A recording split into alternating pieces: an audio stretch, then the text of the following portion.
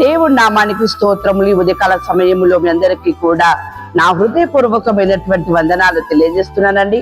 ఈ దినము దేవుడు మీతో మాట్లాడుతున్నటువంటి మాట ఏంటంటే, రోమీలకు రాసిన పత్రిక 5వ అధ్యాయము 4వ వచనములో వాక్యం ఈ రీతిగా ఉంది. శ్రమ ఓర్పును, ఓర్పు పరీక్షను, పరీక్ష నిరీక్షణను కలుగజేయునని ఎరిగి శ్రమ యందును అతిశయపడుదుము. ఎంత అద్భుతమైనటువంటి మాట అండి. శ్రమ యందునట అతిశయపడాలంట. నీకున్న హోదాని బట్టి, నీకున్నటువంటి స్థితిని బట్టి, నీకున్నటువంటి ధనమును బట్టి, నీకున్న ఆస్తిని బట్టి కాదు అతిశయపడేది. శ్రమ యందు నీవు అతిశయపడాలి అంట. ఎంత అద్భుతం! ఎందుకు ఆ మాట అంటున్నాడంటే, ఈ నిరీక్షణ మనలను సిగ్గుపరచదు.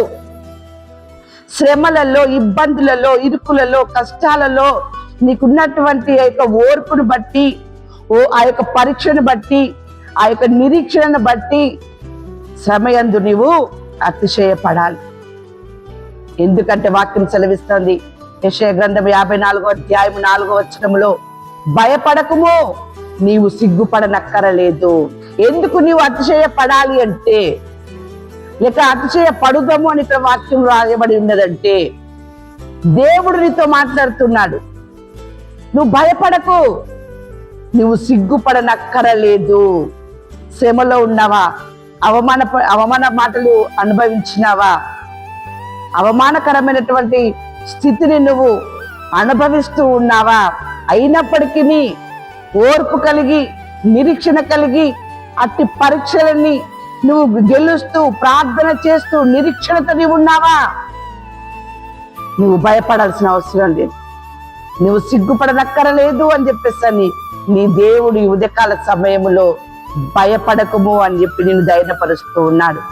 వాక్యం సెలవిస్తా ఉంది ఇక్కడ దేవుని యొక్క మాటలు. ఈ ఉదయకాల సమయంలో 25వ కీర్తన 2వ వచనంలో భక్తుడు రాగంటున్నాడు, నా దేవా, నీ యందు నమ్మిక ఉంచి ఉన్నాను, నన్ను సిగ్గుపడనీయకుము.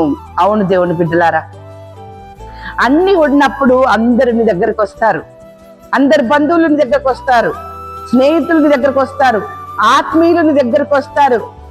నువ్వు సంతోషంగా ఉన్నప్పుడు అందరు నీ దగ్గరకు వస్తారు. కానీ నువ్వు శ్రమలో ఉన్నప్పుడు మాత్రము ఎవ్వరు కూడా నీ దగ్గరికి రారు. ఎవ్వరు నీకు సహాయం చేయరు, ఎవ్వరు నిన్ను ఆదరించరు, ఎవ్వరు నీకు సలహా చెప్పరు, ఎవ్వరు నిన్ను ధైర్యపరచరు. కానీ అవమానపరుస్తూ ఉంటారు, హేళన మాటలు మాట్లాడుతూ ఉంటారు.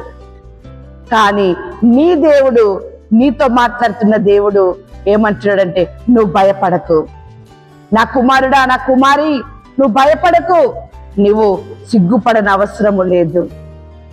అంతగా దేవుని బిడ్డలారా నిన్ను ధైర్యపరిచే మాటలు తెలియజేస్తున్నాడు.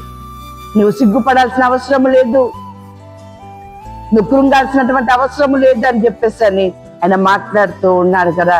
ఎంత చక్కగా ఉందంటే, రోమీలకు రాసిన పత్రిక 9వ అధ్యాయము 33వ వచనములో, ఆయన యందు విశ్వాసం ఉంచువాడు సిగ్గుపడడు.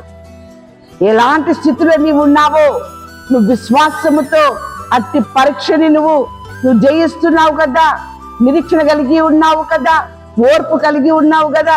ప్రతి నిందని, ప్రతి మాటని, ప్రతి కష్టమును నువ్వు అనుభవిస్తూ ఓపికతో నీవు ఉన్నావు కదా దేవుని బిడ్డలారా. అందుకే అంటున్నాడు ఇక్కడ, విశ్వాసం ఉంచువాడు అక్కడ సిగ్గుపరచబడడు అని చెప్పేశాను. ఎంత అద్భుతం! నీవు కూడా అలాగుననే ఓర్పు కలిగి ఉన్నావా? పరీక్ష ఏంటిదని వెనకడుగు వేయకుండా ఆ పరీక్షలో నేను గెలవాలి అని చెప్పేసి షడ్రక్ మేషక్ అబేద్నెగోలాగా నువ్వు ధైర్యంగా ఉన్నావా? విజయము నీదే. నువ్వు సిగ్గుపడాల్సిన అవసరం లేదు. అగ్నిగుండంలో వారిని వేశారని చెప్పేసి వారు ఏ మాత్రము కూడా దాన్ని అవమానముగా అనుకోలేదు. అయ్యో మాకు ఈ విధంగా జరిగింది అని చెప్పి అనుకోలేదు. నా దేవుడు సమర్థుడు అని చెప్పేసి అనుకున్నారు దేవుని బిడ్డలారా. ఎవరైతే వారిని చిన్న చూపు చూశారో వారికి అక్కడ అవమానం జరిగింది, వారికి అక్కడ సిగ్గు కలిగింది దేవుని బిడ్డలారా. కానీ ఆయన నమ్ముకున్న బిడ్డలు సిగ్గుపడని అవసరం లేదు అని చెప్పేసి అక్కడ వాక్యం సెలవిస్తా ఉంది. ఎంత అద్భుతంగా ఉంది. ఈరోజు దేవుడు నీతో మాట్లాడుతున్నాడు. 44వ కీర్తన 7వ వచనములో, మా శత్రువుల చేతుల నుండి మమ్మను రక్షించువాడవు నీవే, మమ్మల్ని ద్వేషించు వాడిని సిగ్గుపరచు వాడవు నీవే. అవును, షద్రక్ మేషక్ అబేద్నెగోలు ఏ విధంగానైతే ఉన్నారో ఆ రీతిగా నీవు కూడా ఓర్పు కలిగి నిరీక్షణ కలిగి నువ్వు ఉన్నట్లయితే నీ శత్రువుల చేతుల నుండి నీ దేవుడు నిన్ను రక్షిస్తాడు. నిన్ను ద్వేషించు వారు సిగ్గుపడే రీతిగా నీ జీవితంలో, నీ కుటుంబంలో దేవుడు గొప్ప అద్భుత కార్యము జరిగిస్తాడు. ఉదయకాల సమయంలో దేవుడు మీతో మాట్లాడుతున్నటువంటి మాట 83వ కీర్తన 17వ వచనం, వారు నిత్యము సిగ్గుపడి భీతి నొందుదురుగాక, వారు భ్రమసి నశించుదురుగాక. నీ శత్రువుల విషయమై ఈ దినమున దేవుడు నీకు ఇచ్చే వాగ్దానము నీ పట్ల, నీ కుటుంబం పట్ల నిండారుగా నెరవేరును గాక. ఆమేన్.